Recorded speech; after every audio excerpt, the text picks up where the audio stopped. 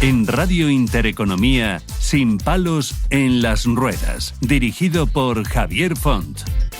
Este programa te lo ofrece Fundación 360 para la autonomía personal de las personas con discapacidad. Muy buenas, ¿qué tal? ¿Cómo estamos? Otro día más siendo positivos, siendo gente contenta, feliz. Somos unos afortunados, la verdad, claro que sí, porque seguimos aquí en este mundo oyendo este palo sin ruedas. Un programa, desde luego, que lo que intenta es amenizar, desde luego, las vidas de muchas personas, lanzar con cuestiones muy relevantes, funcionales, en fin, que vale la pena. Y es que hoy nos vamos a alargar, sí, nos vamos a alargar mucho, nos vamos a alargar en alargarnos la vida. La palabra longevidad procede del latín longevitas, que significa literalmente larga duración de la vida. Longus, largo, extenso, aebum, edad, vida, tiempo de existencia, época. Bueno, originalmente el término hacía referencia únicamente a la larga duración de la vida de una persona. Sin embargo, hoy el concepto ha evolucionado, y especialmente en la medicina. Vivimos una época de extraordinaria realidad. Nunca antes en la historia de la humanidad tantas personas habían alcanzado edades tan avanzadas. Hasta 120 años, la persona más longeva. Hace apenas un siglo, llegar a los 80 años era pues una auténtica excepción. Hoy es una realidad cada vez más habitual. La esperanza de vida ha aumentado gracias a los avances médicos, a la mejora de la alimentación, a las condiciones higiénicas y sanitarias y al progreso social. Sin embargo, este éxito de nuestra sociedad nos plantea un nuevo desafío. No basta con vivir muchos años, debemos conseguir que esos años se vivan con salud, autonomía, dignidad y, por supuesto, calidad de vida. Cuando hablamos de longevidad solemos pensar únicamente en cumplir más años, pero la verdadera longevidad no consiste en sumar tiempo al calendario, sino en conservar la capacidad de decidir sobre nuestra propia vida, mantener relaciones sociales, continuar aprendiendo, sentirnos útiles y, por supuesto, participar plenamente en la sociedad. Miren, en este sentido, la longevidad debe entenderse como un reto colectivo. No depende únicamente de nuestros hábitos personales, depende también de cómo diseñamos nuestras ciudades, de cómo organizamos nuestros sistemas sanitarios, de la accesibilidad de los edificios, del transporte público, de las políticas sociales y del apoyo que reciben las personas cuando aparecen las primeras limitaciones funcionales. Uno de los grandes errores que cometemos como sociedad es asociar envejecimiento con enfermedad o con dependencia. Y miren, envejecer no significa necesariamente perder capacidades, ni mucho menos. Muchas personas mayores mantienen una vida muy activa, realizan ejercicio, trabajan, colaboran con organizaciones sociales o con lo que quieran, cuidan de sus familias o participan en actividades culturales. La edad, por sí sola, nunca debe convertirse en un motivo de discriminación. Sin embargo, también es cierto que el paso del tiempo pues incrementa la probabilidad de sufrir enfermedades crónicas, problemas de movilidad o situaciones de dependencia. Precisamente por ello debemos prepararnos para que podamos responder a esa realidad desde la prevención y no únicamente cuando aparecen los problemas.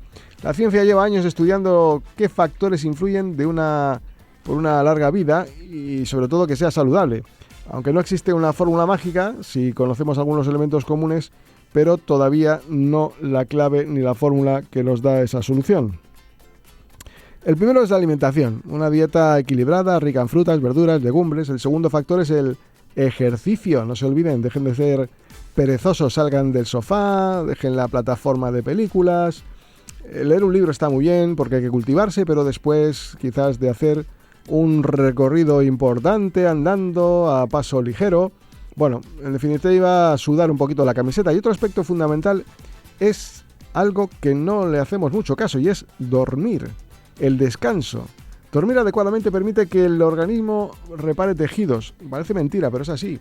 Que consolide la memoria y mantenga un correcto funcionamiento del sistema inmunológico. El sueño insuficiente o de mala calidad termina afectando prácticamente a todos los órganos del cuerpo. Tómenselo en serio esto, que no es broma. La salud mental también desempeña un papel esencial. El estrés mantenido, la ansiedad o la depresión pueden acelerar el deterioro. El estado de ánimo es importantísimo también. Y hay un elemento que muchas veces olvidamos, y son las relaciones sociales. Precisamente para eliminar lo anterior, la salud mental, los problemas de salud mental, los numerosos estudios demuestran que la soledad no deseada constituye uno de los principales riesgos para la salud de las personas mayores o no tan mayores, también, ¿por qué no?, de muchas personas con algún tipo de discapacidad. El aislamiento favorece el deterioro cognitivo, incrementa el riesgo de depresión e incluso se asocia con un mayor grado de mortalidad. Bien, cuando hablamos de la longevidad tampoco podemos olvidar la importancia de la prevención sanitaria, desde luego las revisiones periódicas, la vacunación, lo que es la prevención, tanto que achacamos a la administración. Bueno, pues si ellos no son proactivos, seámoslo nosotros. Eso significa, desde luego, fomentar hábitos saludables desde la infancia, intervenir en prevención, impulsar la investigación biomédica, promover la accesibilidad universal, porque también facilita la vida, reforzar la atención de la dependencia y garantizar que ninguna persona vea limitada su dignidad por razón de la edad. Miren, la longevidad no debe contemplarse como un problema económico ni como una carga para la sociedad. Es, en realidad, uno de los mayores logros de la humanidad. Es la consecuencia de décadas de avances científicos, sociales y sanitarios. Porque, miren, una sociedad verdaderamente avanzada no se mide únicamente por cuánto se alarga la vida con sus cuidados, sino por cómo cuida de ellos durante cada una de las etapas de la vida. Y es que esa es probablemente la mejor definición de la auténtica longevidad.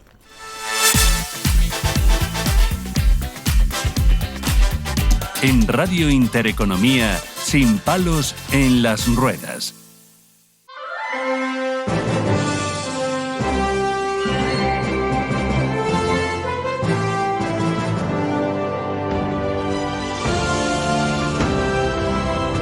Soy Fran, psicólogo del Centro de Atención Temprana y Tratamientos Pasito a Pasito, y hoy quiero hablaros de una preocupación muy habitual en las familias. Niños que se frustran con facilidad, que se enfadan cuando algo no les sale, cuando pierden o cuando tienen que esperar. La frustración es una acción normal y necesaria para el desarrollo. Desde la psicología evolutiva sabemos que aprender a tolerarla es clave para el autocontrol, la autoestima y la capacidad de afrontar dificultades en el futuro.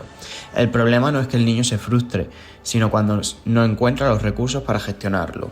Durante la infancia, las áreas del cerebro encargadas de regular las emociones y manejar el error todavía están en desarrollo.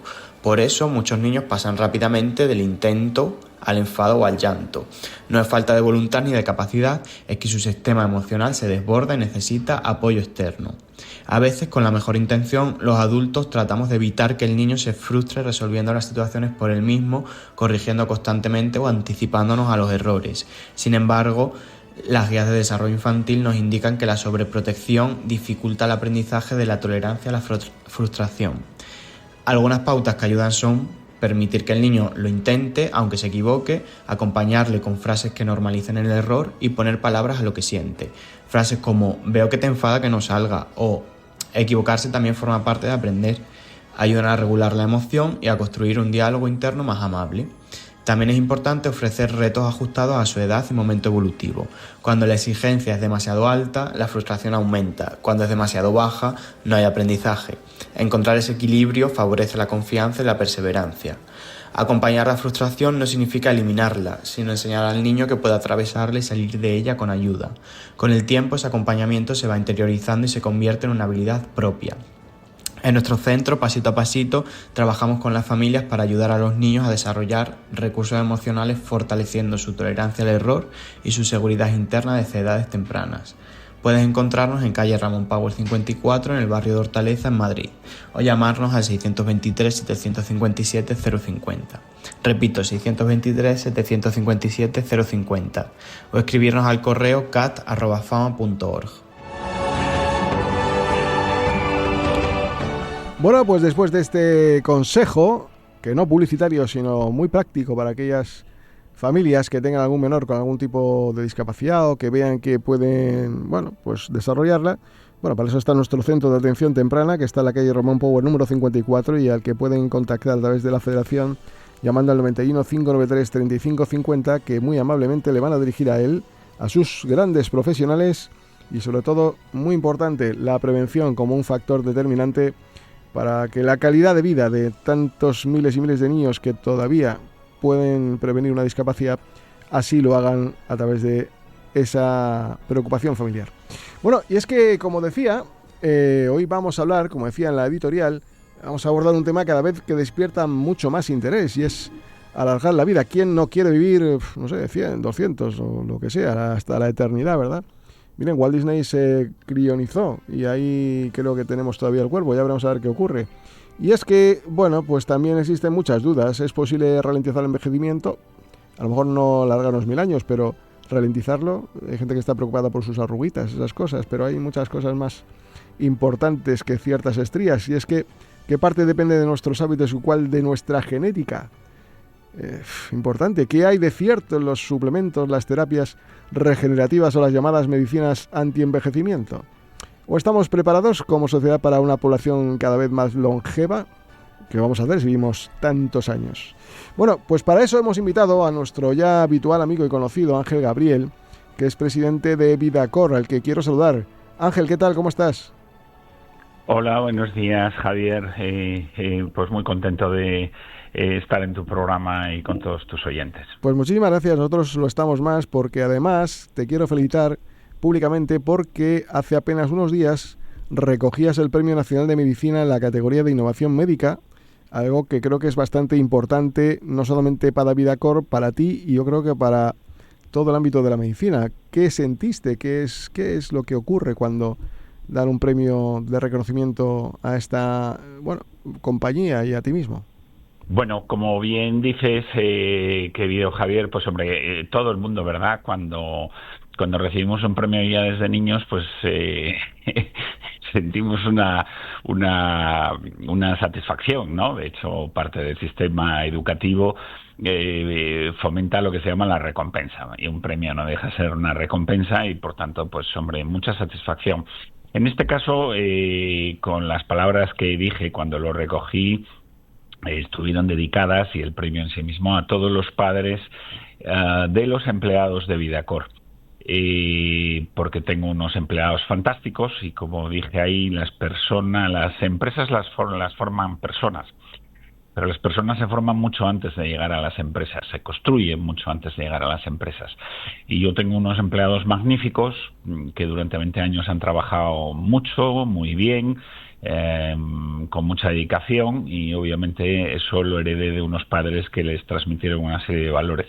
Por tanto, fue un premio de alguna manera, es verdad, a Vidacor, pero quise dedicarlo especialmente a todos los padres de los empleados de Vidacor. Además debió ser un proceso natural, porque tú por entonces no estabas para cambiar la genética de los padres y hacer unos hijos perfectos. Imagino, ¿no?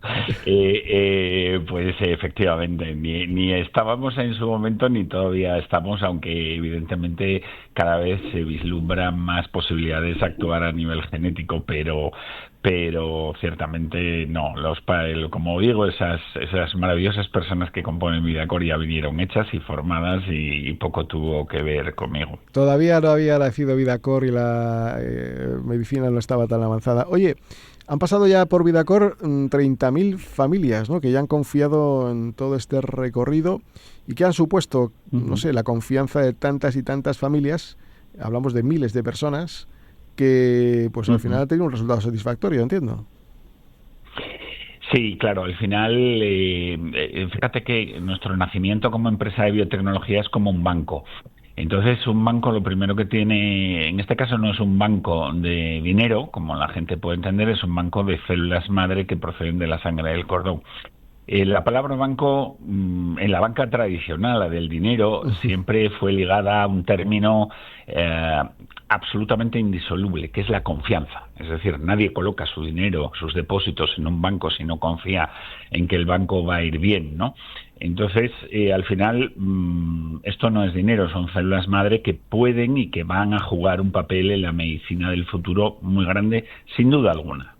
Todo es lento, el camino de la ciencia necesita mucha seguridad y la seguridad da el tiempo, entre otras cosas. Por tanto, las cosas van lentas, pero estas células harán grandes cosas en el campo de la medicina. Por tanto, unos padres que depositan unas células y a largo plazo para el futuro de sus hijos, pues lo primero que tienen que basarse es en la confianza. Y que haya 30.000 familias españolas que hayan confiado en Vidacor y en el proyecto que yo fundé, pues es una enorme satisfacción. No en vano observarás que nosotros siempre hablamos de familias, es decir, nosotros no decimos la palabra clientes, nosotros tenemos una vocación, además, porque somos una empresa muy fundamentada en los valores del humanismo cristiano, entonces somos una empresa muy mirando a las familias, ¿no? Y que 30.000, que es un número, se supone que hay 60.000 padres, si son 30.000 familias, se supone 30.000 padres, y en muchos casos a nosotros la primera llamada la hace un abuelo, o una abuela, entonces si multiplicas por 4 hablamos de 120.000 abuelos. Entonces, ¿qué ocurre? Nucleado en torno a nuestra empresa, pues hay eso, muchas familias y que hayan depositado la confianza en nosotros. Es una gran satisfacción, Javier. Oye, Ángel, ¿qué le dirías al Ángel que fundó Vidacor hace 20 años?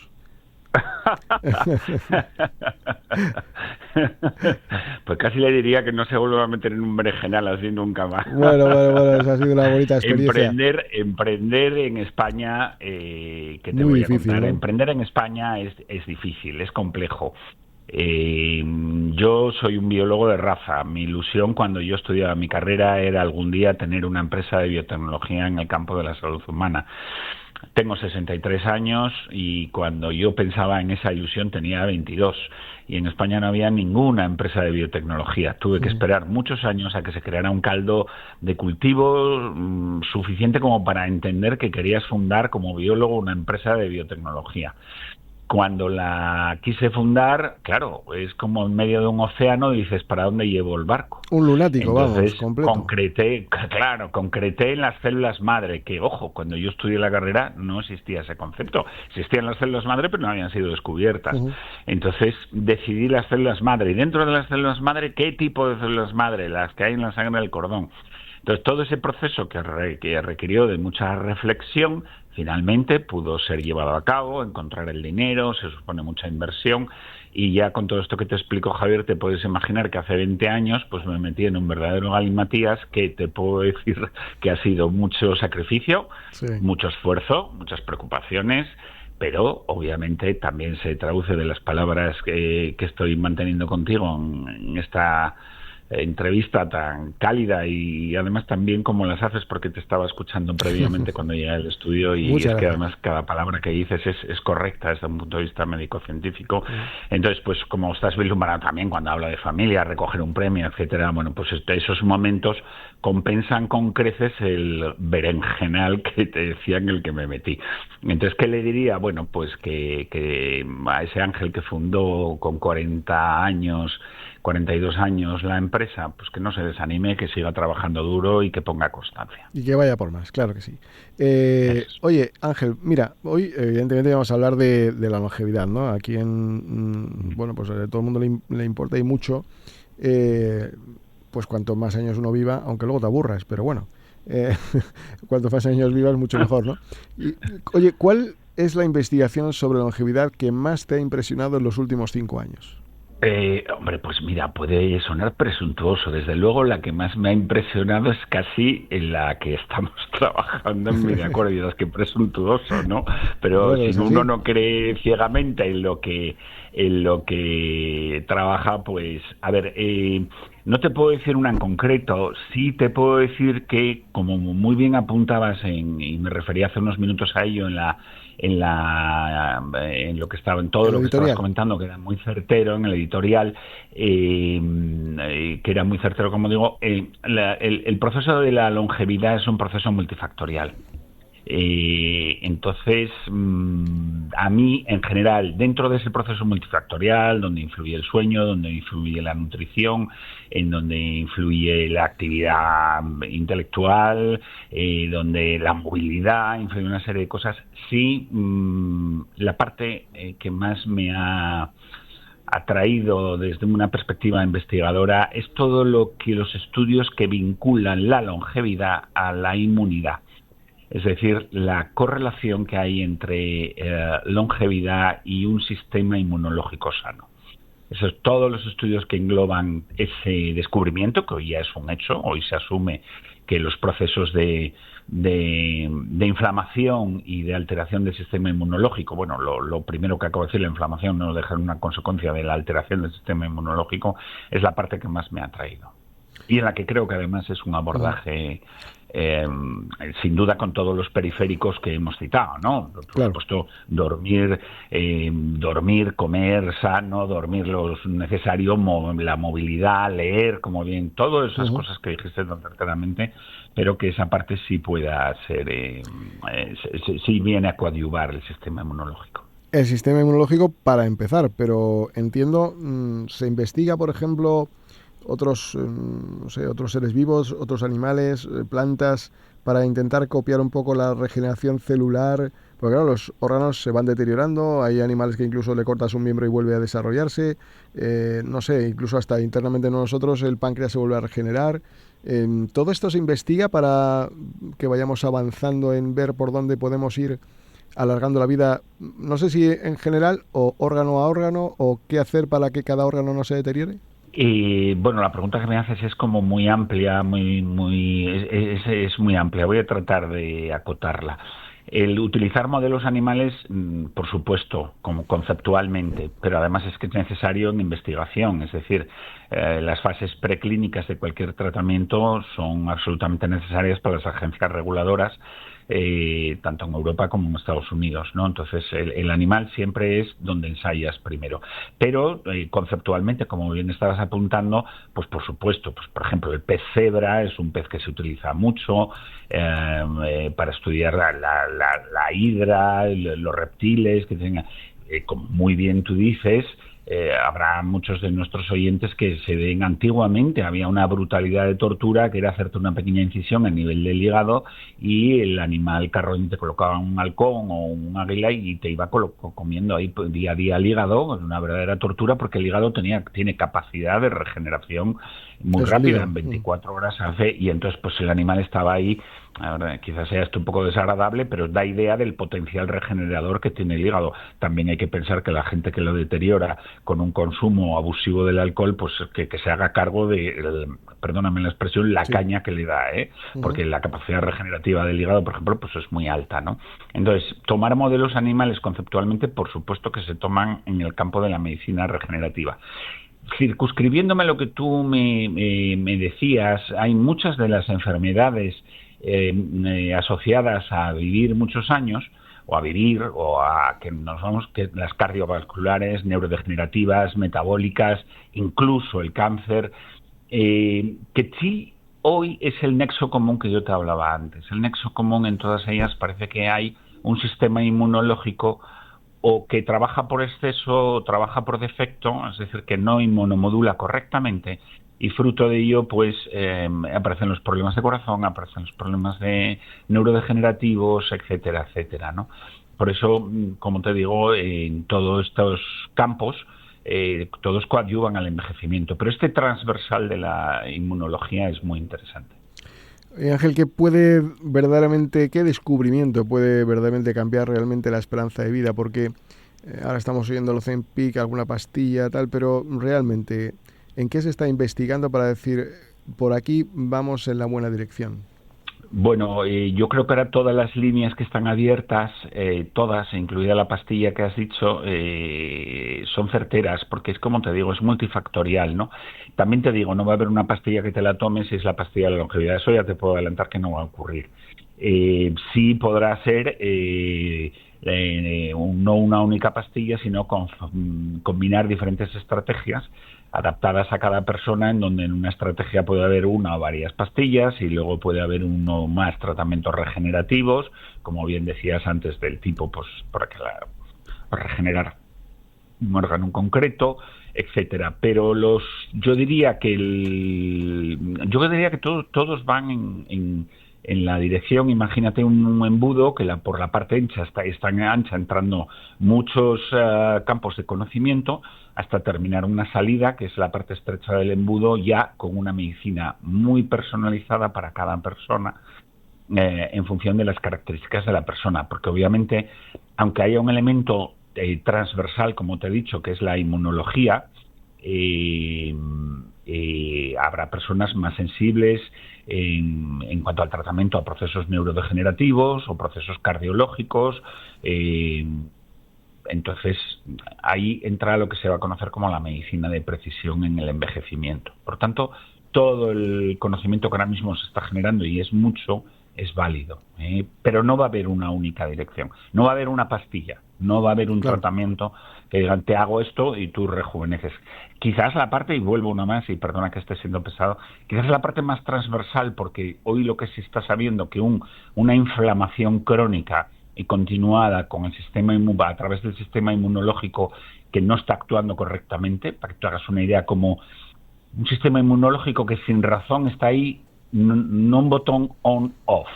Es decir, es como que queda en 5% que está trabajando y dices, ¿pero para qué está trabajando? Pero lo cierto es que queda ahí al ralentí y eso hace mucho daño, y hace daño al corazón, hace daño al cerebro, hace daño al hígado, y a unas personas les afecta más. Entonces el transversal es el sistema inmunológico, pero todo el conocimiento que vaya al embudo por la parte ancha va a ser útil para luego, eso sí, ir a una medicina de precisión muy individualizada. Algo que te haya pedido una familia, que lo hayáis trabajado y que lo hayáis solucionado, que hayas dicho, joder, esto sí que era un reto y lo hemos conseguido. Sobre todo, no sé si os piden alguna cosa rara que podamos conocer. Bueno, cuando las familias tienen hijos,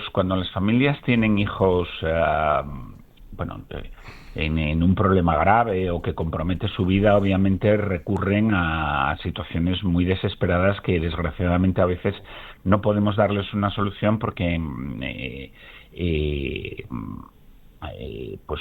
no pasas ni siquiera por un tratamiento compasivo, pero te llaman.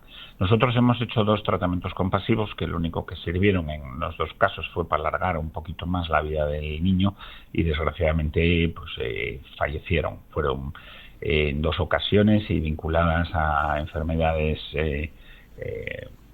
una era neurodegenerativa y otra era oncohematológica. Entonces, bueno, pues en esos casos, como te estoy diciendo, es tratamiento compasivo. Pedirnos en cosas mucho menos graves, y que si el otro día una abuela, ¿no?, un problema de columna, que si con las células de la sangre del cordón, pues no podíamos hacer nada. No podemos hacer nada. Sí, en concreto con otro tipo de células que están en el tejido del cordón, pero esta niña no las había almacenado, con lo cual no pudimos ayudarla. Bueno, en general, cuando las familias te piden cosas, te piden porque se encuentran con un poquito bajo el amparo de la desesperación. Y ahí, por nuestra parte, tiene que haber mucha prudencia, porque al final nosotros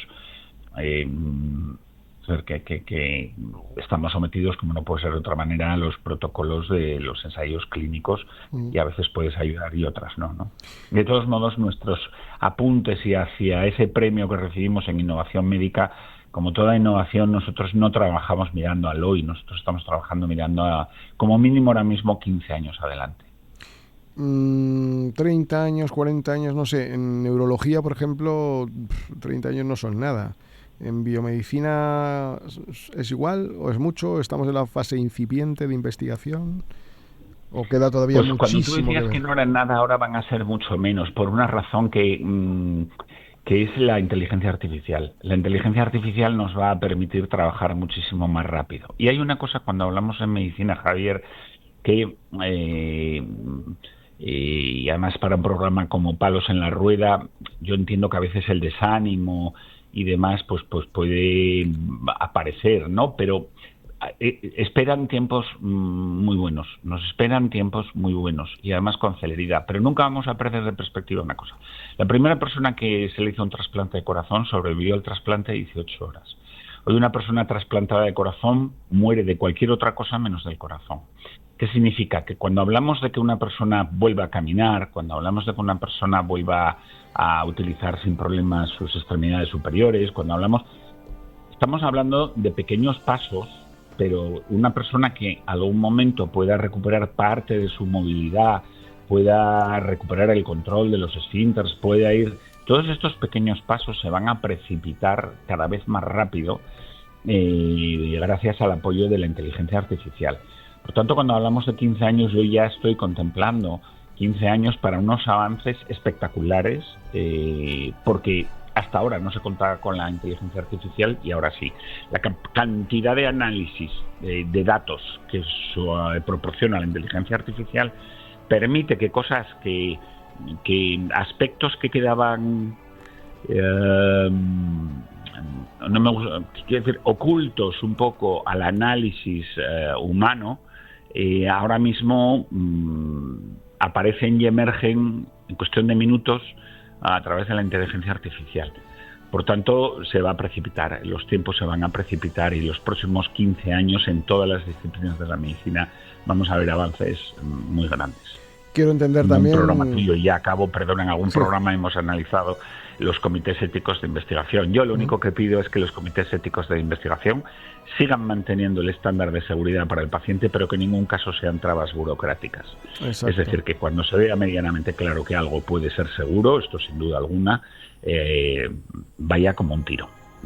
Como un tiro. Como tiene que ser. Entiendo entonces que estamos también a las puertas de solucionar algunas enfermedades que también pueden ser discapacitantes.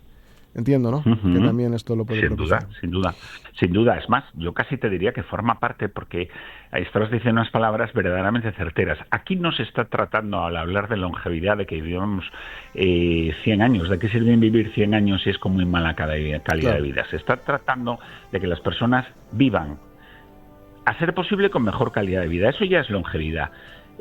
Pero sobre todo que vivan, si viven 5 años más, los vivan con una plena capacidad cognitiva, de motilidad y, en definitiva, de esa calidad de vida. Eso es la longevidad. Lo otro es alargar estúpidamente la vida.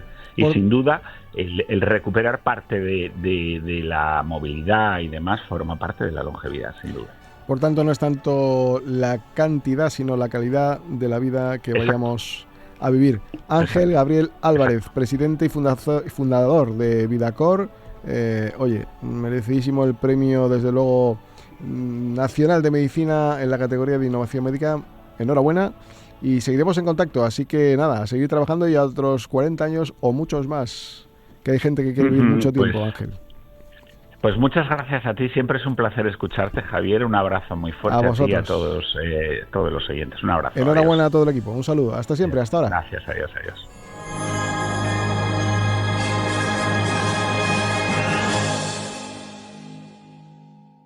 El exceso de peso no es solo una cuestión de imagen, es salud, bienestar y calidad de vida. En IMEO te ayudamos a alcanzar un peso saludable con tratamientos médicos personalizados y seguros. Mejora tu energía, protege tu corazón y gana años de vida. Visítanos en imeovisidad.com y empieza hoy tu cambio. IMEO, cuidamos de ti. Un accidente no solo detiene tu coche, puede detener tu vida. En ese instante, lo que más necesitas es saber que alguien va a cuidar de ti. En Tráfico 112 te acompañamos desde el primer minuto con atención médica especializada, defensa jurídica experta y la máxima indemnización que te corresponde. No importa cómo ocurrió, importa que no estés solo. Llama ahora al 900-877-808. Tráfico 112. Nunca te sentirás solo. En Vidacor somos el primer banco de células madre acreditado en España. Desde hace 20 años combinamos tecnología biomédica avanzada con un compromiso firme con nuestras familias. Vidacor, con 2 laboratorios, Madrid y Andorra. Informe firmado y validado por hematólogos de prestigio mundial con supervisión médica real, sin intermediarios. Porque cuando una familia confía en nosotros, respondemos con criterio médico experto. Solicite información en vidacord.es. Mamá, ¿me cuidarás cuando sea mayor? ¿Me comprarás un balón? ¿Me leerás cuentos como ahora? ¿Me darás de comer?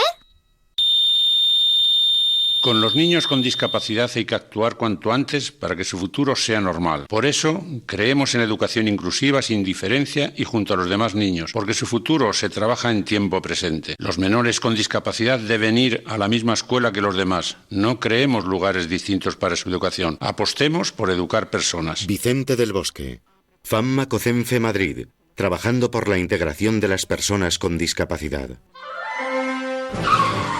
Este espacio te lo ofrece Tráfico 112, porque no estás solo después del accidente.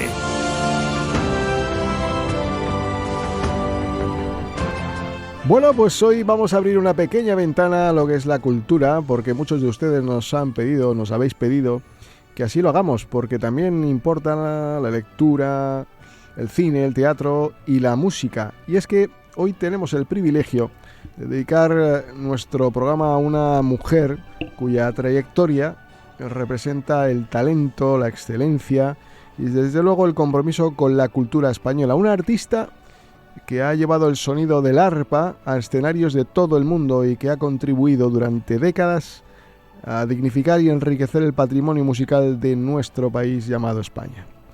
Nos acompaña María Rosa Calvo Manzano, o más bien conocida como la Dama de la Música, compositora, musicóloga y una de las arpistas españolas más prestigiosas de todos los tiempos. Hablar con ella es recorrer buena parte de la historia reciente de la música española, conocer cómo ha evolucionado la enseñanza musical, descubrir los secretos de un instrumento tan fascinante como el arpa, poco conocido pero fascinante, y comprender el enorme esfuerzo que hay detrás de una carrera artística de primer nivel. Y la quiero saludar. Doña María Rosa, ¿qué tal? ¿Cómo estamos? Buenos días, muy bien. ¿Y ustedes? Pues encantado de saludarla. Espero que se encuentre muy bien y que nos... Muchísimas gracias, lo mismo digo. Y que nos cuente cosas muy curiosas de tantos años dedicados a un instrumento que es el arpa y que yo no sé si ha tenido el reconocimiento que debería un instrumento tan maravilloso y tan bonito como es este.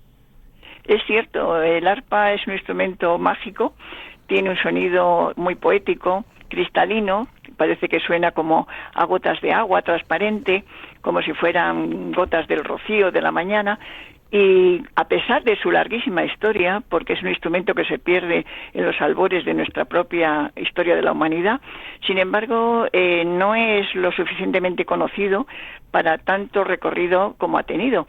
Hay etnomusicólogos, como por ejemplo Cursas, que defienden que el arpa, en su forma primigenia, como arco primitivo del hombre también primitivo, fue antes un instrumento musical que un instrumento de caza o de defensa. Si esa hipótesis se pudiera demostrar, es que el arpa sería en su forma de arco primitivo, es decir, el primer monocordio de la historia, que además es génesis de toda la historia de la cuerda musical, pues sería un instrumento que se pierde en la alborada de los tiempos. Es un instrumento muy, muy, muy antiguo, uno de los más antiguos de nuestra propia historia.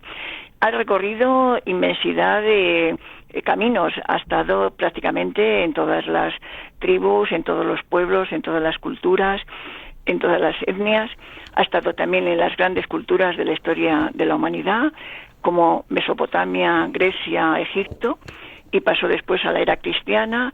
Los padres de la Iglesia al principio no querían demasiada relación con los instrumentos musicales, pensaban más en la voz, de ahí tenemos también la maravilla del canto gregoriano, pero los mismos padres de la Iglesia que condenaron los cordófonos y entre ellos el arpa, al final reconocieron que era un instrumento muy simbólico de la cultura judeocristiana, puesto que el rey David ha sido el mayor tañedor de este instrumento, acompañando los salmos de alabanza al Señor con el arpa. Y yo creo que eso fue lo que le salvó para recuperarse en la era cristiana. Fue muy importante en toda la Edad Media, hasta el punto que tenemos representaciones de arpas en todos los pórticos de la gloria, y quizá pensamos en el más importante, el pórtico de Santiago de Compostela, donde la representación de los ancianos del Apocalipsis representan el Antiguo y el Nuevo Testamento.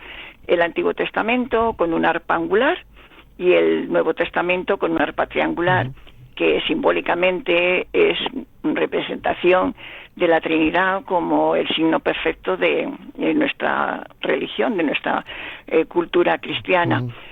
Padre, Hijo y Espíritu Santo, con los tres lados de ese instrumento arpa perfectamente regulares. Y con las cuerdas, en principio 7, como también los días de la creación, como otro símbolo más, y después como 10 cuerdas, símbolo de los mandamientos divinos. Y esos símbolos y esas representaciones de 7 y 10 cuerdas se fueron reproduciendo en múltiplos. El arpa fue creciendo y necesitaba más sonidos, pero siempre con un crecimiento en progresión de esos 2 símbolos primigenios. Y en el Renacimiento fue un instrumento que quizá con la revalorización de los cordófonos que podían producir polifonía, es decir, las 4 voces que habían sido tan importantes en la cultura del medioevo, de soprano, contralto, tenor y bajo, pues todos los instrumentos que tenían esa capacidad de poder reproducir esas 4 voces, con una independencia de cada voz, tiene su autonomía, tiene su melodía independiente, pues surgió una cultura de una exhibición de los instrumentos hermanados, tecla, vihuela y arpa.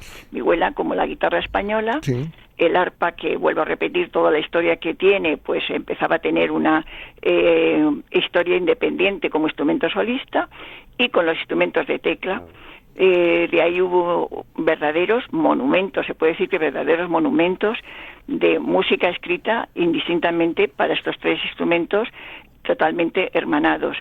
Y de ahí también surgió pues un arpa que el propio Bermudo en 1555 dice que para que sea tan perfecta como los instrumentos de tecla necesita ser cromática. Hasta ese momento la arpa había sido diatónica y claro, eso lo hacía ser un instrumento más limitado. Y María Rosa, yéndonos un poquito más hacia adelante de la historia, es decir, cuando nace usted... Estaba haciendo historia para ver que con todo ese trayecto tan enormemente grandioso y lleno de carga de presencia, pues sin embargo la arpa es desconocida actualmente. Claro, y es cultura que hay que conocer, imagino que se estudiará ahora mismo en el solfeo y en fin, son cosas que habrá que conocer. Pero yo me gustaría profundizar un poquito más en la parte más humana, ¿no? Es decir, ¿esto cómo comienza? Es decir, no sé, que en su casa había alguien que tocara el arpa, o de repente usted la oye y se enamora, le gusta, porque esto tiene un componente, imagino, también músico-religioso, ¿no? ¿Cómo comienza toda su historia? Pues mi madre es la última generación de varias mujeres en nuestra familia que querían ser arpistas y que no lo consiguieron porque los destinos que tenían sus padres pues no les permitían estudiar este instrumento porque no había ningún profesor. Vaya. Vuelvo a repetir, el arpa es un instrumento muy poco popular. Y mi madre prometió a la suya, a mi abuela, que si se casaba y tenía una hija sería arpista. Y heme aquí. Y lo fue. Mi madre con 3 años me llevó a un concierto de arpa. Por lo visto yo me enamoré. Pero también es cierto que los niños a esa edad de cualquier cosa hacen una fantasía.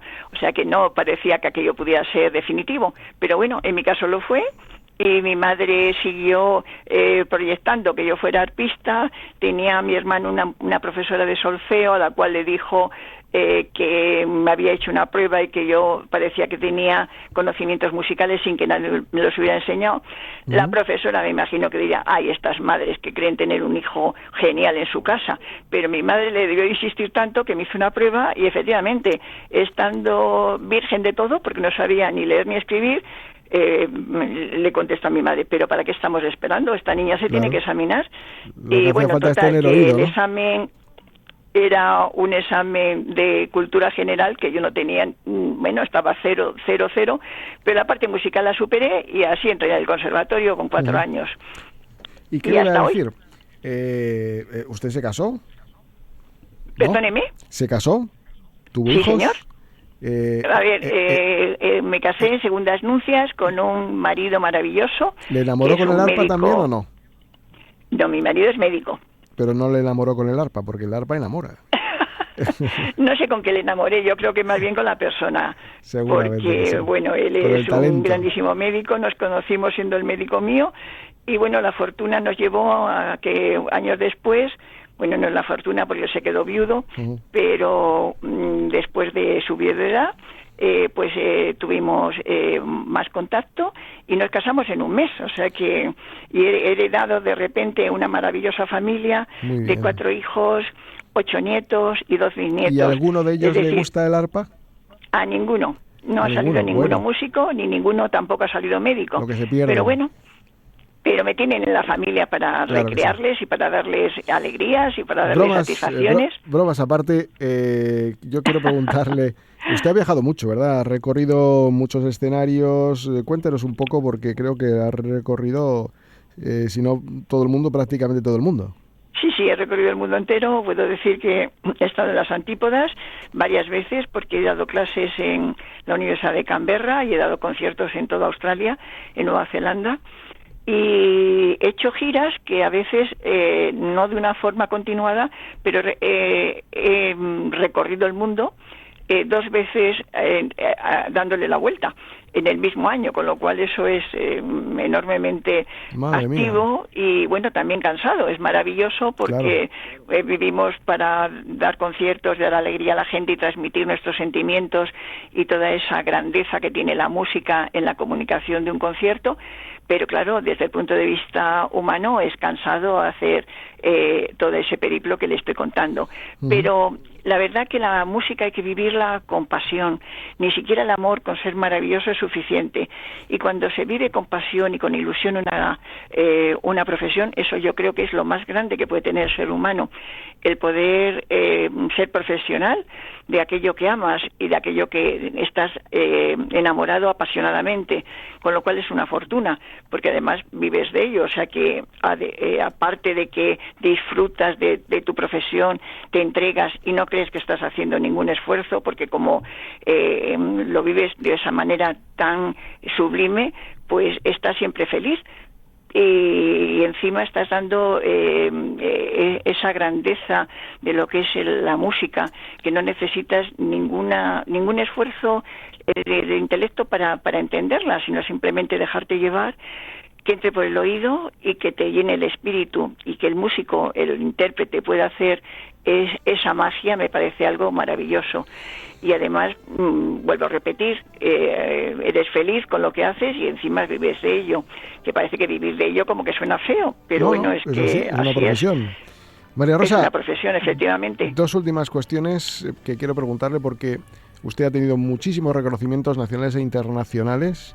Y otra segunda cuestión, si pudiera dejar un único mensaje a las futuras generaciones de músicos, ¿cuál sería? Los reconocimientos y ese mensaje que le gustaría dejar.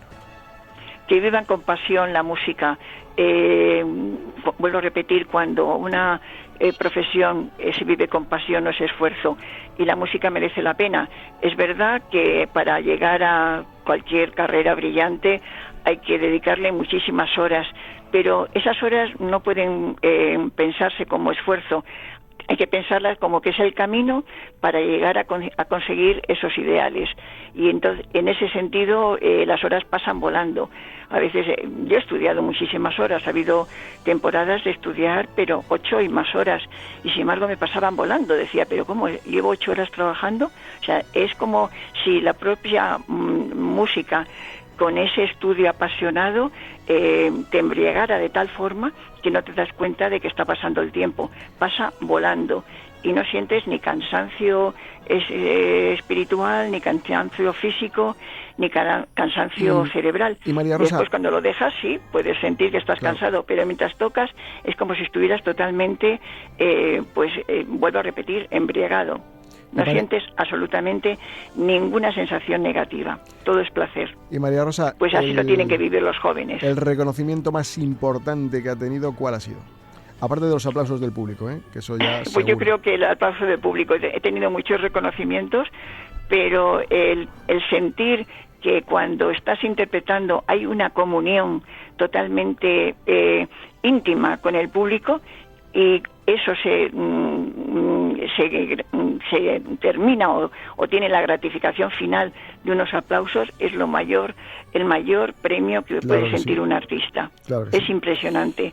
Esa emoción de ver cómo lo que siente el artista, cómo sale de la espiritualidad y de su alma toda la sensibilidad, toda la interpretación, la pasión, la interpretación de cualquier mínima sensibilidad, y que ves que eso trasciende y que el público lo está sintiendo, se produce un silencio tan espectacular que realmente esa comunión al artista le hace crecer, porque se da cuenta además, que hay un ida y vuelta, estás enviando el mensaje, estás recibiendo la transmisión de que lo están sintiendo, y eso es de una grandeza inconmensurable. No hay palabras para explicarlo. Además, María Rosa, de haber sido una privilegiada, porque no hay mayor privilegio que deleitarse con el trabajo, perder el conocimiento de las horas, del tiempo, pues que además el público se levante ante la dama de la música que ha sido usted.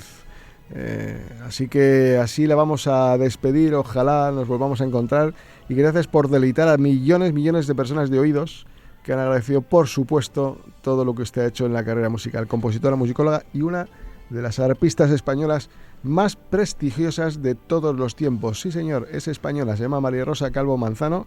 Y nos despedimos. Muchísimas gracias, María Rosa, un placer. Llevo España en el corazón con toda la grandeza que se pueda sentir. Claro que sí, ahí está, con todos los colores y con todas las letras. Feliz día, hasta siempre. Gracias, igualmente, buenos días. Hasta ahora. Adiós.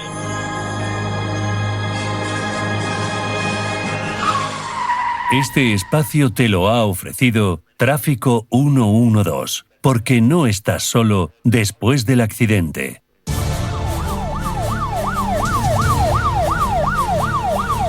Alerta, policía.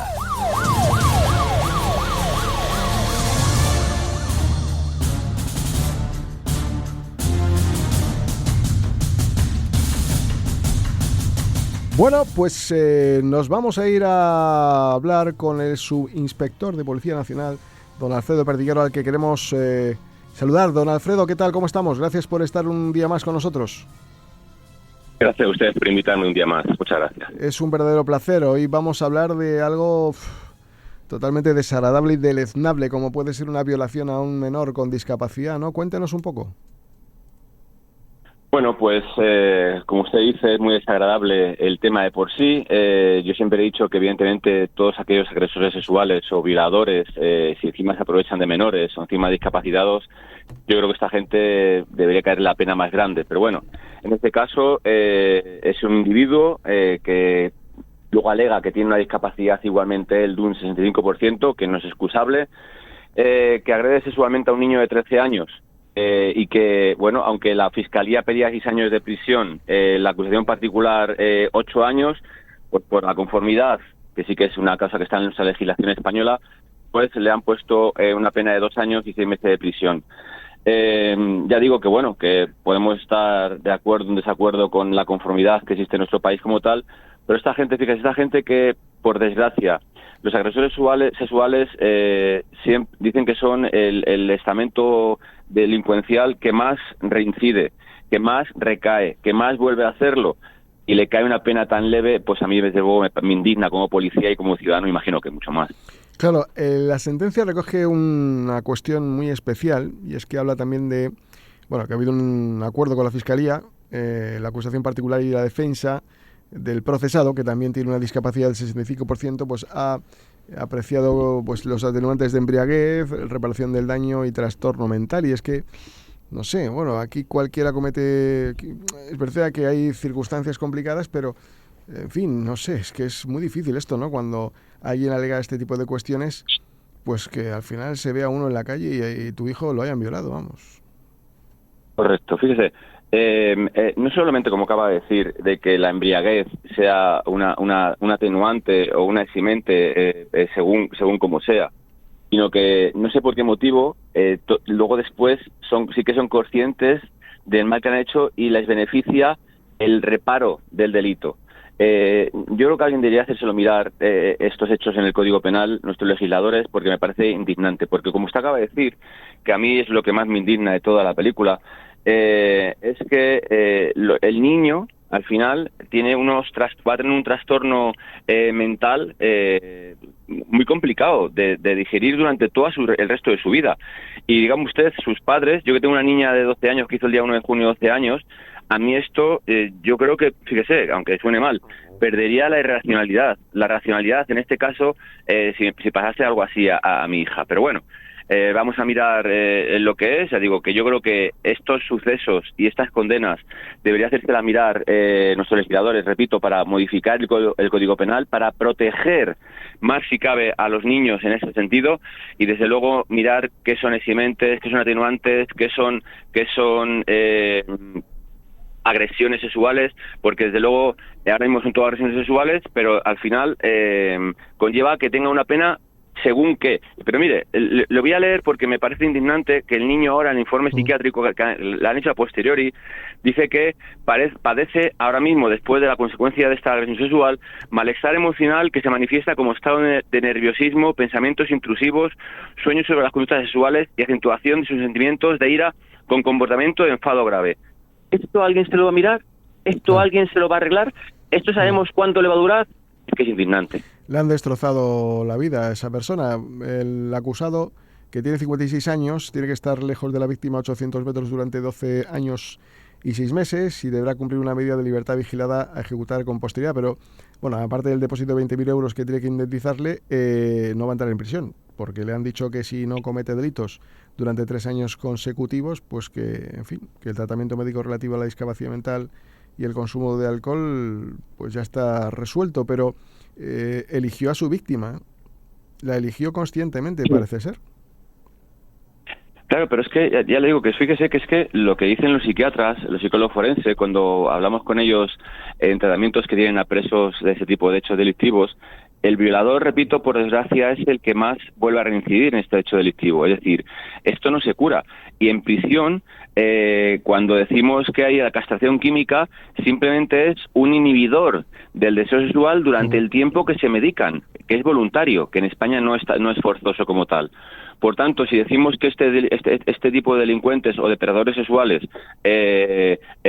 van a poder reincidir, y más con niños, pues mire, ya digo que alguien tiene que hacérselo mirar. No es por ser policía como yo o como usted, como presentador, sino que me parece que es mucho más allá, que va mucho más allá de lo que es. Y alguien tiene que conceptuar sobre todo eso. El daño psicológico a la víctima, en este caso un niño de 13 años, el daño psicológico y posterior traumas a los padres, y que al final la sociedad se indigna ante estos hechos, porque ya digo, repito, sí, está en nuestra legislación, pero alguien debería hacérselo mirar, alguien debe hacer mirar para proteger sobre todo a los niños, pero mayormente a esos niños que tienen una discapacidad intelectual o física, porque al final, como siempre comentamos por desgracia aquí en el programa, los malos se aprovechan siempre por encima de todo de aquellas personas más débiles, de los mayores, de los niños, de los que tienen discapacidad, y eso es lo que debería penarse mucho más, si cabe, para que el que lo haga inconsciente o conscientemente, a la primera vez que lo piense, porque le va a caer una pena muy gorda, y sin embargo no se hace.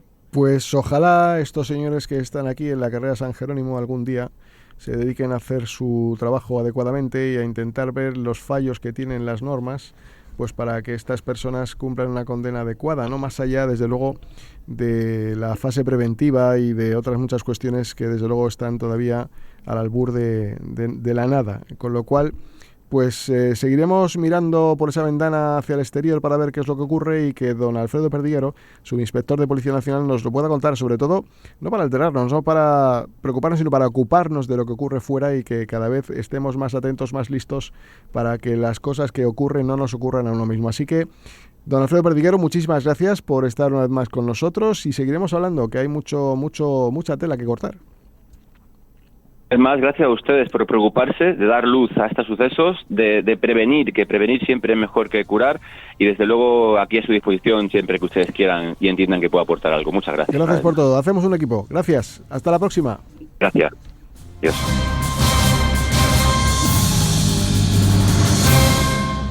En Radio Intereconomía, Sin palos en las ruedas, dirigido por Javier Font.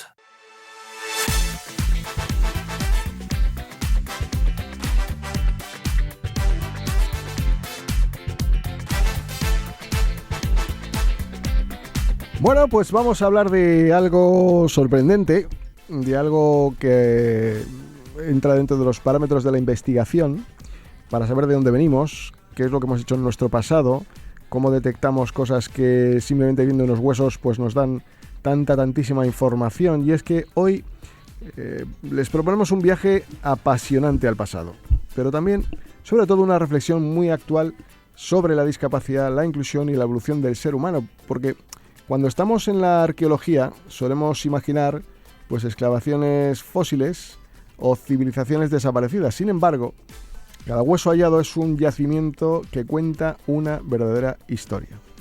Nos habla de cómo vivían las personas, de qué enfermedades padecían, cómo trabajaban, cómo morían e incluso de cómo trataban a quienes tenían una discapacidad o sufrían una grave lesión. Y gracias a la antropología física, hoy sabemos que muchas personas con importantes limitaciones físicas sobrevivieron durante años gracias al cuidado de su comunidad. Sí, esto no nace ahora, nace hace muchísimos años. Y eso demuestra que la solidaridad, el apoyo mutuo y los cuidados no son una conquista moderna, sino que forman parte de la esencia del ser humano desde hace miles de años.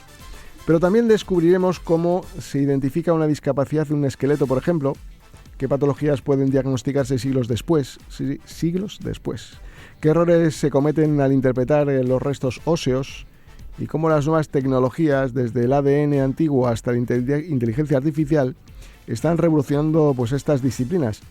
Y desde luego, como siempre, traemos grandes expertos que nos van a dilucidar tantas cosas.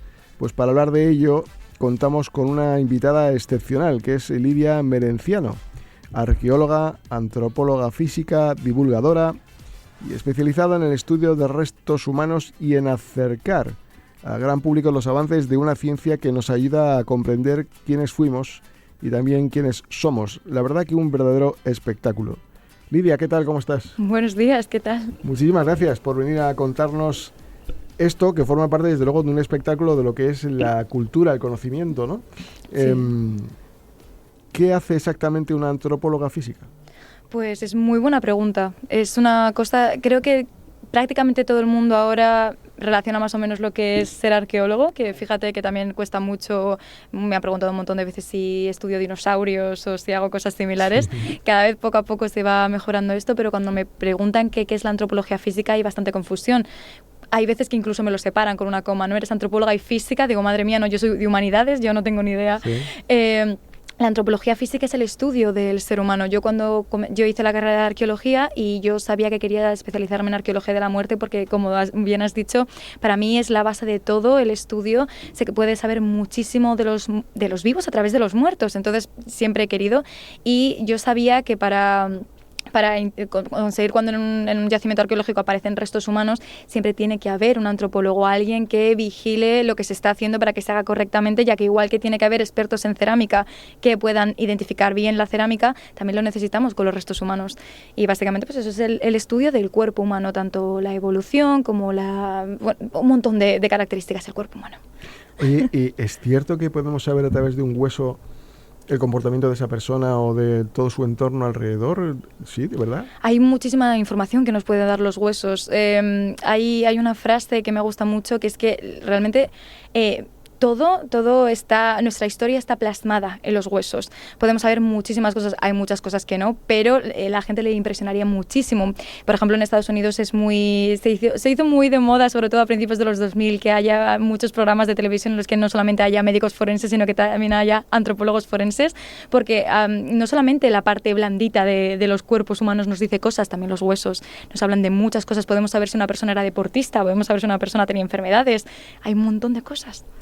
¿Y hay alguna parte del cuerpo que te dé más información, menos? La que más información te imagino será la cabeza, ¿no? Sí, o sea, depende de lo que quieras hacer. Es cierto que el cráneo, por supuesto que sí, es además una de las obsesiones que ha tenido el ser humano siempre que hemos representado, por ejemplo, los famosos Memento Mori, que es una pena que estemos en la radio y no se vea porque llevo una reproducción de un Memento Mori victoriano en el dedo porque me gusta muchísimo la iconografía de la muerte también. El cráneo siempre ha sido una cosa, nos da información no solamente sobre el sexo, nos da información también sobre la edad, tenemos las mandíbulas con los dientes, también nos puede incluso de la ubicación geográfica de la que se encuentra esta persona, nos puede decir mucha información, así que yo diría que sí, que probablemente sea el cráneo en conjunto lo que más información nos dé.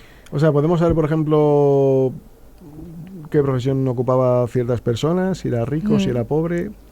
Todo eso se queda en nuestros huesos. ¿Todo eso se queda en nuestros huesos? Se queda en nuestros huesos. Cuéntame algo, es que me está emocionando, cuéntame algo. Pues fíjate, es curioso porque parece que es una tontería, justo lo estaba hablando antes justo de entrar, que por ejemplo correr, el acto de correr es un ejercicio físico muy bueno, pero muy malo para los huesos. Se queda evidenciado que las rodillas destroza. Correr es una cosa horrible desde un punto de vista antropológico. Podemos saber si una persona... también se habla mucho de que antes, hace 10, 20 años, la gente era mucho más bajita que ahora. Ahora los adolescentes de 14, 15 años son altísimos y hace 30 años no lo eran. Eso tiene mucho que ver con la alimentación, con el lugar en el que se han desarrollado, porque no solamente la genética es importante, sino también el ambiente en el que nos criamos. Hay una cosa que a mí me gusta mucho hablar porque creo que a la gente le resulta muy curiosa, que es la paradoja osteológica. Y te la voy a explicar porque creo que es muy interesante. Si, por ejemplo, nos encontramos unos huesos en las costillas con evidencias de que ha pasado por tuberculosis, ¿vosotros creéis que esa persona ha muerto por tuberculosis o no? Pues se entiende que sí, ¿no? Pues la realidad es que no, probablemente sea todo lo contrario. ¿Ha muerto por otra cosa? Efectivamente, ¿por qué? Porque si una enfermedad ha ocupado el tiempo suficiente el cuerpo como para haber dejado marcas y que se hayan cuidado y se hayan curado, significa que muy probablemente esa persona sobrevivió a la enfermedad. Por eso si en un cementerio encontramos a muy pocas personas con marcas de tuberculosis, pero sabemos que ha habido una epidemia, probablemente es que fue tan importante y que los ha destrozado a todos que murieron sin ni siquiera tener esas marcas. Eso es la paradoja osteológica.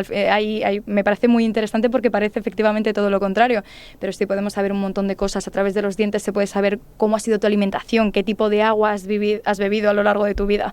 Muchísimas cosas. Oye, de aquel momento a ahora, toda la fase de investigación, imagino que está dando resultados para hacer ahora las cosas mejor que antes, ¿no? Digo, ¿tenéis conexión? ¿Tenéis con, no sé, medicina o trasladáis esta información a alguien, no sé? Por supuesto, mira, justamente hay una...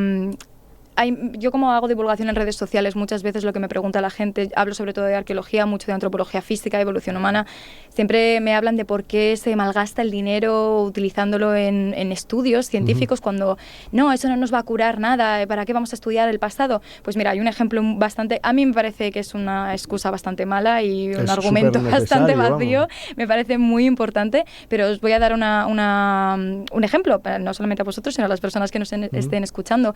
¿Sabéis lo que es la enfermedad de Dupuytren? Creo que la estoy pronunciando fatal. Es la que se conoce como la enfermedad de los vikingos. ¿Por qué? Porque en los países del norte de Europa, el 30% de los hombres mayores de 60 años desarrollan una enfermedad que es degenerativa, que básicamente se les queda el dedo como pinzado, algo así, no pueden moverlo, es súper dolorosa, es muy incapacitante, la gente no puede trabajar. Se conoce enfermedad de los vikingos, efectivamente, porque sabemos lo que el mundo nórdico con su herencia vikinga, y pues se hizo un estudio y de todos se encontraron creo que unos 60 genes que son los más probables para que acabes desarrollando esa enfermedad, y de los 3 más importantes, 2 de ellos eran de herencia neandertal. Eso nos puede ayudar muchísimo a entender cómo se desarrolla la enfermedad y cuáles de tus genes o cuáles de tus características del ADN van a ser los que vayan a ayudarte a desarrollarlo. Pues ese tipo de cosas me parece muy interesante y de las que no se hablan tanto porque efectivamente, ¿no? Aquí, ¿para qué estamos hablando de genoma y genética neandertal sino... Pero es que son parte de lo que somos. Mira, yo me acuerdo mucho de aquella época y no estuve en ese momento, cuando tengo muchísimo frío, que estamos en la calle con estas temperaturas y digo, pero ¿cómo podía sobrevivir la gente en cuevas? Sí. Todo eso lo habéis investigado y cómo eran, aparte, bueno, el fuego, pieles, tal, pero cuevas, ¿no? Imagino que la temperatura la conseguirían reducir al máximo. Sí. No sé, pero para que la humanidad continuara hasta el día de hoy, no había antibióticos, no había, en fin. Fíjate, antibióticos hay bastantes evidencias naturales, de que quizás. Sí, antibióticos naturales. Tenemos pruebas de neandertales, incluso efectivamente utilizando plantas. No recuerdo exactamente en qué yacimiento era, no sé si es en el Sidrón, no recuerdo. Encontraron, analizando los dientes de un neandertal que tenía antibióticos naturales, que tenía una infección dental y que sus compañeros le habían dado plantas para poder bajar esta inflamación. Todo esto es es increíble. O sea, a mí me parece fantástico. Siempre tendemos a ver el pasado con ojos del presente y decir, esta persona eran mucho menos inteligentes que nosotros. Hemos llegado hasta aquí gracias a ellos. O sea, me parece La verdad que sí. Pero ¿cómo ellos sabían que esa planta les podía venir bien? ¿En prueba-error? No Prueba-error, probablemente sí. Al final es cómo se ha conseguido todo. Casualidades de la vida. Pues puede ser. Como el fuego. Aquí ahora tenemos los microscopios y estas cosas. Efectivamente. Ahora tenemos tenemos mucho más fácil. Oye, ¿alguna cuestión relacionada con decir, esta persona debió vivir una vida muy intensa? Me hubiera gustado conocerle, ¿por qué no? Claro, no, muchísimo. De lo que has visto, me refiero, ¿no? Sí, o sea, al final, o sea, tú fíjate, creo que ahora tenemos vidas muy poco intensas. Podemos tener estrés de otro sentido. Comparado con otros países, el estrés esto es un juego. Pero efectivamente, pero sobre todo relacionado con el pasado. A veces, sí, pero sobre todo con el pasado. Al final tenían vidas más cortas, no por el hecho de que se muriesen a los 35 años, sino porque la mortalidad infantil era muy alta y vivían, sobre todo, si hablamos de cazadores-recolectores, eso es increíble. O sea, los cazadores-recolectores tenían que sobrevivir en grupos muy pequeños, muy reducidos y tenían que estar constantemente, tanto las personas que se quedaban atrás para curtir pieles, cocinar y todo lo que implica estar en grupo, y las personas que salían. Me encantaría, de verdad, echar un vistazo con una imagen en algún momento. Oye, estudiaste la carrera, mucha teoría, y luego ya bajando al terreno de juego, empezarías a ver huesos, cráneos. ¿Cuál fue tu primera sensación y qué empezaste a investigar por primera vez? Pues yo empecé a ver huesos, pues prácticamente creo que desde principios de carrera nos enseñaron pues parte de lo que hay en la Complutense de las colecciones, pero sí que es cierto que yo tuve muchísima suerte que en cuarto de carrera yo hice mis prácticas, como sabía que quería hacer antropología física, las hice con la asignatura de antropología física y estuve limpiando restos de fosas de la Guerra Civil. Y eso casi es periodismo para los arqueólogos, pero es algo muy importante y me pareció que... ¿De la Guerra Civil? De la Guerra Civil, sí. Me pareció algo muy bonito y además una manera increíble de aprender no solamente de anatomía, porque... Nuestra historia, ¿no? Efectivamente, y creo que no aprendes realmente lo que es ser antropólogo o arqueólogo hasta que no te manchas las manos. Y esa creo que es la diferencia con otras disciplinas, que tienes que mancharte las manos.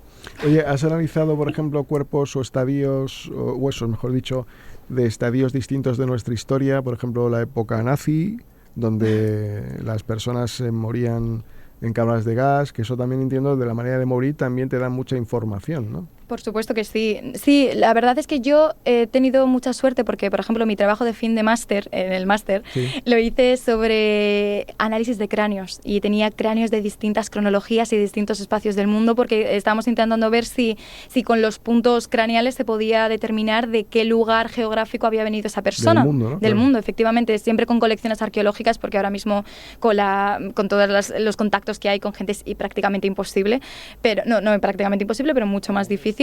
Y eso es muy interesante porque yo veía, de verdad, cráneos totalmente opuestos los unos a los otros, incluso cuando estaban en épocas que son parecidas. Eso me pareció súper interesante, pero me encantaría también ver, nunca he hecho nada tanto de enfermedades, pues vamos a tomar análisis de esto, pero me encantaría, por supuesto que sí. ¿Ayudáis a criminólogos también?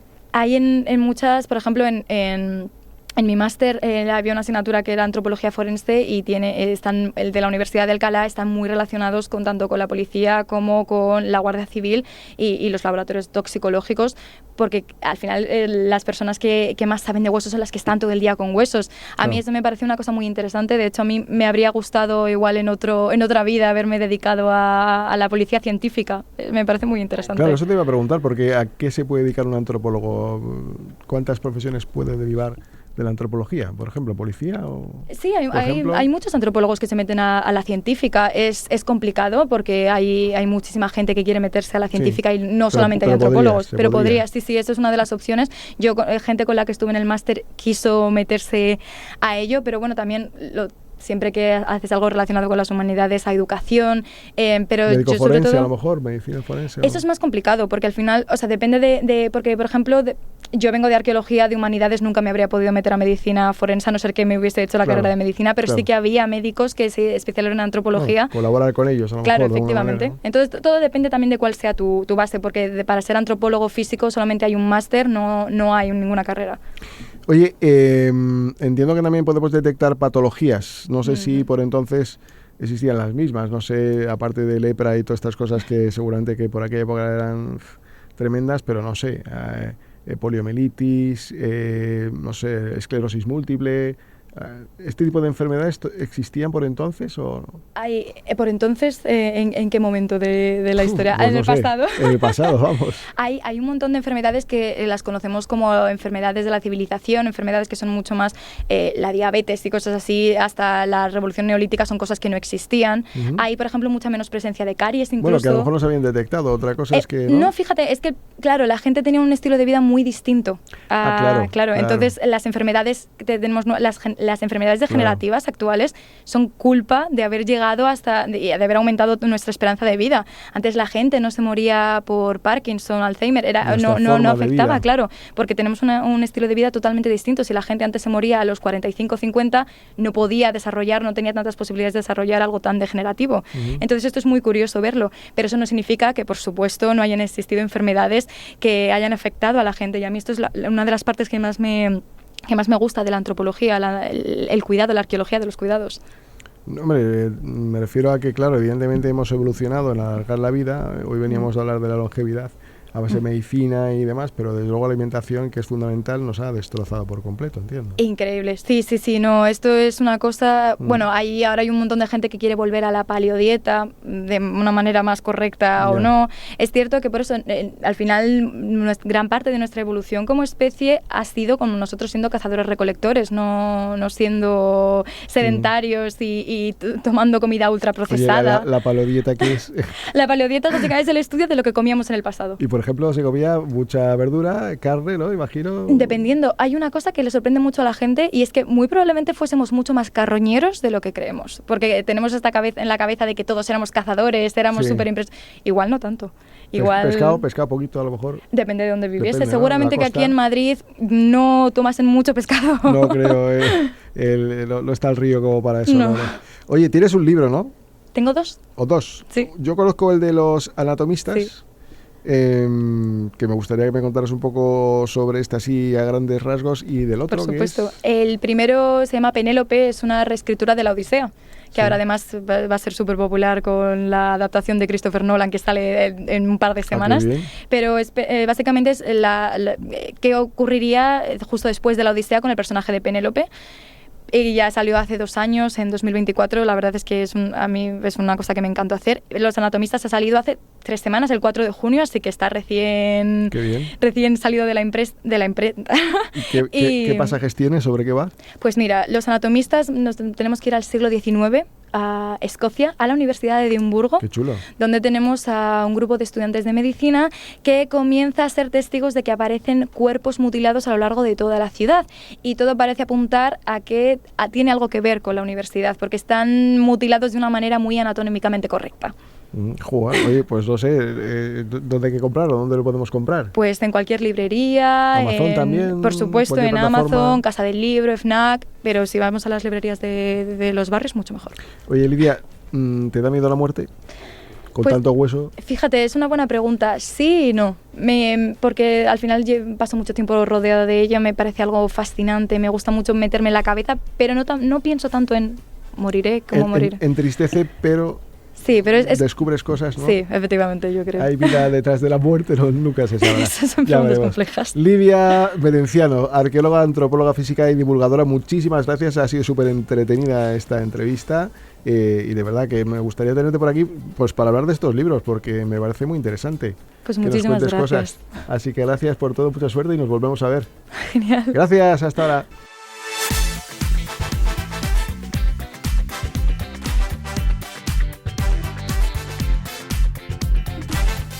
Pues nada, Cristian, ¿qué tal? Otra vez por aquí, ¿qué tal va todo? Buenos días, Javier, pues muy bien y la verdad que hoy os traigo un par de cositas además, porque pues oye, bueno, estas últimas semanas hemos tenido ahí un poquito de todo, entonces te voy a contar un par de cositas, Javier. Pues dale. Pues bueno, como te comentaba, pues al final en estas últimas semanas hay 2 planos muy claros en materia de discapacidad con contenido que es muy interesante. El primero sería las ayudas del programa Reina Leticia y por otro la reforma reciente del sistema de dependencia centrada fundamentalmente posteriormente en la revisión de las cuantías y la financiación del sistema. Pero vamos a ir paso a paso. En el caso del programa Reina Leticia para la Inclusión, nos situamos ante la quinta convocatoria que se publicó en el BOE el 22 de junio, ¿vale?, correspondiente al curso académico 2025-2026, es decir, este curso que acabamos de terminar. Tiene un plazo de solicitud que se va a extender desde el 22 de junio hasta el 23 de julio. Tiene una dotación de unos 5,2 millones de euros, ampliables hasta aproximadamente unos 7 millones, y permite ayudas de hasta 10.000 euros por la persona beneficiaria. Lo relevante de este punto, desde el punto de vista jurídico, es que no se trata de una beca en el sentido clásico, sino es un instrumento de compensación de desigualdades. Al final lo que va a buscar es financiar esos apoyos que permiten estudiar en igualdad de condiciones a todas las personas, como puede ser con asistentes personales, intérpretes, productos de apoyo, fisioterapia o refuerzos educativos. Es decir, no cubre tanto lo que es el acceso formal a la educación como las condiciones materiales necesarias para ejercer ese derecho en condiciones de igualdad, ¿vale? Entonces es muy interesante, Javier, que tengamos en cuenta que ya están aquí estas ayudas y que podemos seguir solicitándolas. Así que cualquier duda, pues que nos llamen y les intentamos echar una mano para solicitarlas. En cuanto a la dependencia, la modificación reciente que se ha publicado en el BOE responde a un problema estructural que venía arrastrándose en los últimos años, en el cual un sistema que trataba de un reconocimiento jurídico pleno, pero con un déficit claro de la financiación que se traducía en unas prestaciones totalmente insuficientes, unas listas de espera muy elevadas y una sobrecarga de los cuidados que había en el entorno familiar. Este Real Decreto 17/2026 introduce un refuerzo económico del sistema, acompañado de un incremento de financiación pública superior a los 6.200 millones de euros para el periodo 2026-2027, con la finalidad de aumentar la capacidad de atención y la intensidad de los servicios. Si se analiza en términos de cuantías mínimas garantizadas por el Estado, la comparación, la verdad es que es bastante ilustrativa. Antes de esta modificación, el nivel mínimo de protección era claramente más reducido, y es que había 290 euros al mes para el grado 3 de gran dependencia, 130 euros para el grado 2 de dependencia severa y 76 euros para el grado 1 de dependencia, ¿vale? En estas cuantías se actuaba como financiación estatal base por persona beneficiaria dentro de lo que era el sistema, y era ampliamente consideradas insuficientes en relación con el coste real que te puede costar este tipo de apoyos o servicios. Tras la modificación se produce un incremento muy significativo de estos mínimos, que estamos hablando de mínimos, ¿vale? Y es que para el grado 3 hablamos de 660, es decir, pasamos de 290 a 660, en el grado 2 pasamos de 130 a 260 y en el grado 1 de 76 a 90 euros, ¿vale? Este aumento prácticamente duplica en algunos de los casos, o incluso más que duplica, las cuantías anteriores, y evidencia que la reforma no puede pretender redefinir el modelo, sino reforzar económicamente su base. Además, en paralelo, se mantiene la referencia específica al denominado grado 3+, o de dependencia extrema, respecto del cual el nivel mínimo de protección garantizado se va a fijar en 4.930 euros al mes. Esta cifra actúa como referencia para los supuestos de máxima intensidad, donde la necesidad de apoyo es prácticamente continuada, y pone en manifiesto la lógica interna del sistema. A mayor grado de dependencia, mayor financiación pública necesaria para sostener estos cuidados. En este encaje es importante porque se refleja que el cambio no es meramente incremental, sino que se orienta a corregir una disfunción detectada: la distancia entre el reconocimiento del grado de dependencia y la cobertura económica real de las necesidades. Antes de la reforma, el sistema reconocía los grados, pero las cuantías mínimas no permitían cubrir adecuadamente estos servicios asociados, especialmente el de gran dependencia. Ahora, el incremento de los mínimos estatales pretende acercar a la financiación a la intensidad real de los apoyos requeridos. A partir de este punto, la actuación de las comunidades autónomas es muy importante, ya que va a ser determinante, ya que el Estado lo que fija es esos niveles mínimos y aporta financiación, pero son las comunidades las que tienen que gestionar este sistema y deben trasladar este incremento a la práctica. Esto implica, en primer lugar, que deben de revisar el conjunto de prestaciones, tanto económicas como de servicios, para poderlas adaptar al nuevo marco de financiación, especialmente en los grados más altos. En segundo lugar, deben de utilizar estos recursos para incrementar la intensidad de la atención, lo que incluye reforzar esta serie de servicios como el de ayuda a domicilio, el de asistencia personal o incluso el de atención residencial, ¿vale? Alineándose lógicamente con ese objetivo de profesionalización y de mejora de la calidad del sistema. Y en tercer lugar, tienen la obligación de abordar uno de los problemas estructurales del sistema, que son las listas de espera, utilizando este incremento de financiación para resolver expedientes pendientes y agilizar ese acceso efectivo de las prestaciones. No obstante, el propio diseño descentralizado del sistema implica que existen margen autonómico en la distribución y gestión de estos recursos. Esto significa que aunque el nivel mínimo estatal aumenta y fija el suelo común más elevado, la intensidad real de protección seguirá dependiendo de cada comunidad autónoma. En consecuencia, el derecho a la dependencia sigue siendo un derecho subjetivo de carácter estatal, pero su grado de efectividad práctica continúa condicionado por la gestión autonómica, que es la que en última instancia va a determinar esa calidez, rapidez y el alcance de la atención recibida.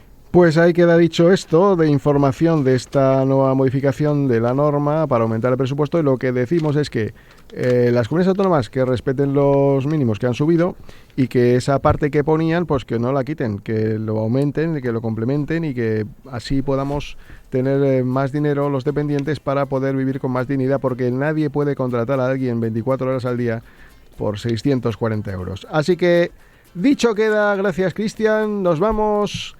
Sean felices, paz, amor, felicidad. 24-7-365. Hasta la próxima, hasta luego. Este programa te lo ha ofrecido Fundación 360 para la autonomía personal de las personas con discapacidad.